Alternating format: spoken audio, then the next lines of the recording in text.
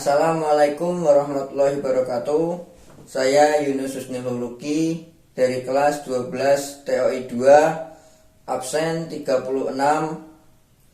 Di sini saya akan menjelaskan hasil resensi dari novel Dilan 1990. Judul Dilan. Dia adalah Dilanku tahun 1990.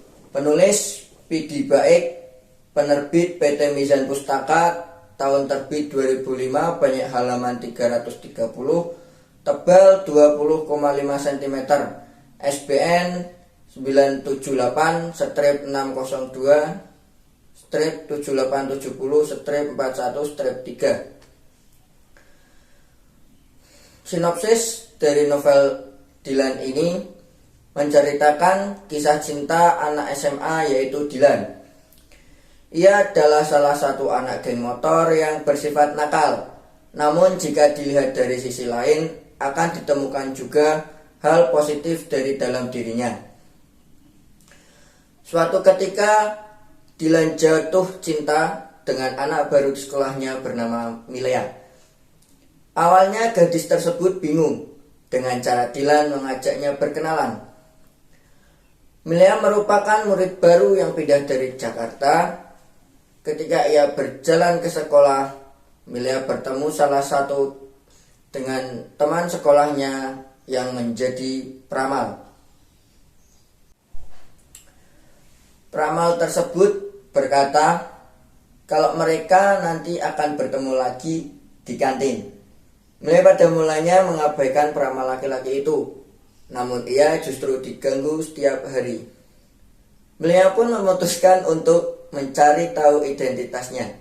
Akhirnya ia mengetahui peramal itu adalah Dilan. Suatu saat Milea diikuti Dilan ketika pulang naik angkot. Dilan pun berkata kalau menurutnya Milea itu cantik. Namun Dilan belum mencintainya. Tapi belum tahu nanti sore. Tunggu saja. Hati Milea di sini berdebar-debar mendengar perkataan Dilan karena ia sangat kaget.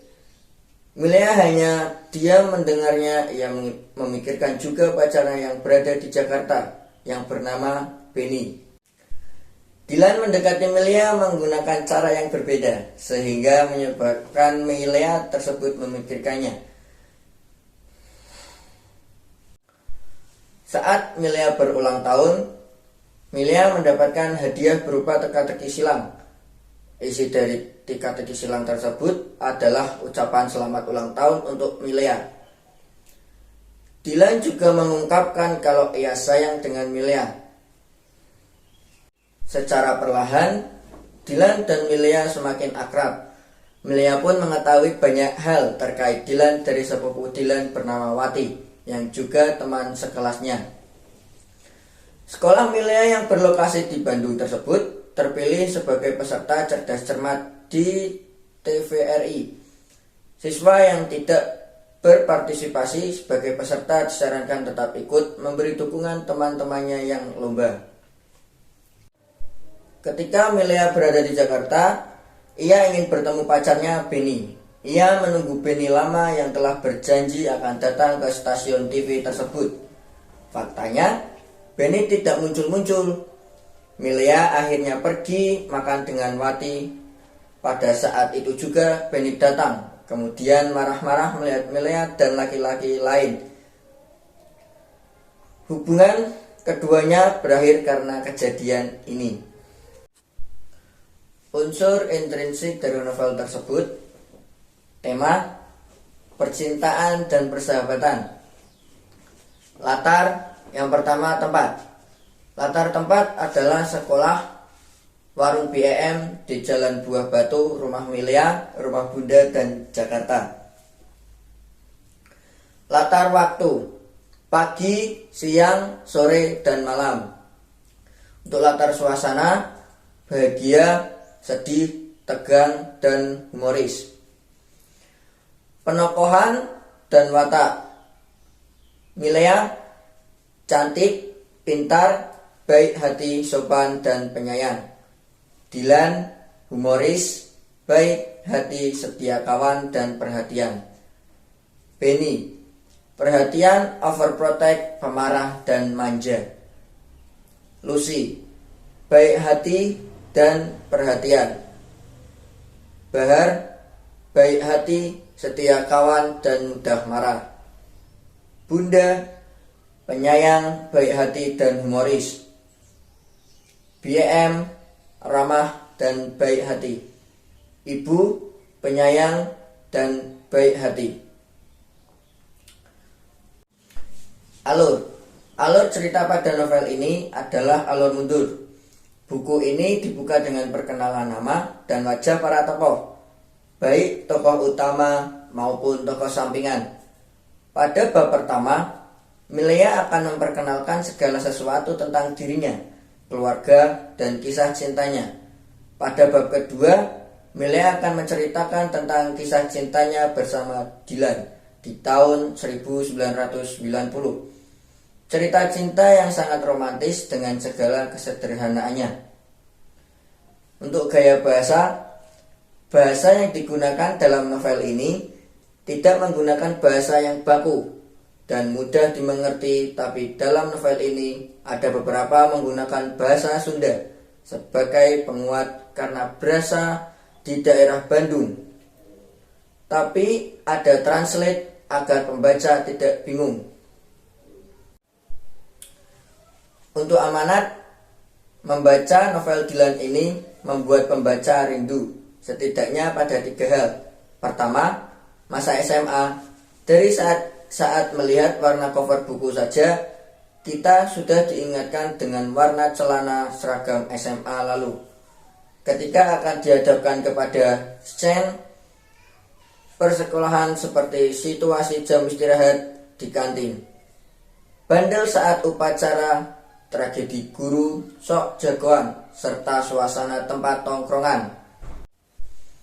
Kedua, masa-masa awal jatuh cinta. Maklum, cerita ini kan memang berkisah tentang sejoli yang menjajaki hubungan dari 0 sampai ke tahap paling klimaks.